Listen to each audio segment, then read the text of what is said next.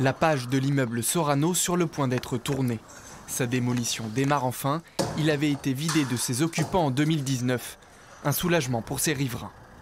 Il y a des choses qui sont passées beaucoup. Il y a des nuisances avant, pas beaucoup, mais ça arrive surtout pendant l'été. Il y a des nuisances, beaucoup. Ça va libérer un peu l'image, quoi, parce que, comme vous voyez, c'est pas beau à voir. Carreaux cassés, les barrières partout. Enfin que ça se termine, parce que là, je pense que ça fait longtemps que ça dure. Au moins, ça peut servir pour quelque chose après.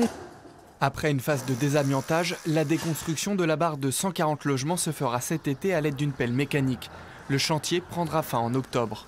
Depuis les années 2000, l'immeuble n'avait cessé de se détériorer jusqu'à présenter de trop gros risques pour les habitants. La municipalité n'avait d'autre choix que de le raser. Moi, j'ai eu de la famille qui habitait dans cet immeuble-là. Donc j'y suis allé, il y avait une belle vie dans cet immeuble-là.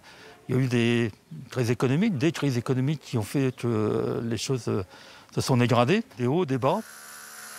Amiante, poussière, camions, le chantier est d'envergure et peut causer des nuisances dans le quartier. Des permanences sont donc organisées pour répondre aux interrogations des habitants. L'immeuble sera par exemple enveloppé d'une bâche qui permettra d'éviter que l'air amianté sorte et qu'il est prévu le traitement des poussières, enfin toutes ces choses-là. Il faut qu'on puisse, lorsque les gens auront des questions, qu'on puisse leur apporter des réponses. On ne sait pas encore ce qui prendra la place de l'immeuble Sorano après sa déconstruction. Pas forcément de nouvelles habitations, la question reste en suspens.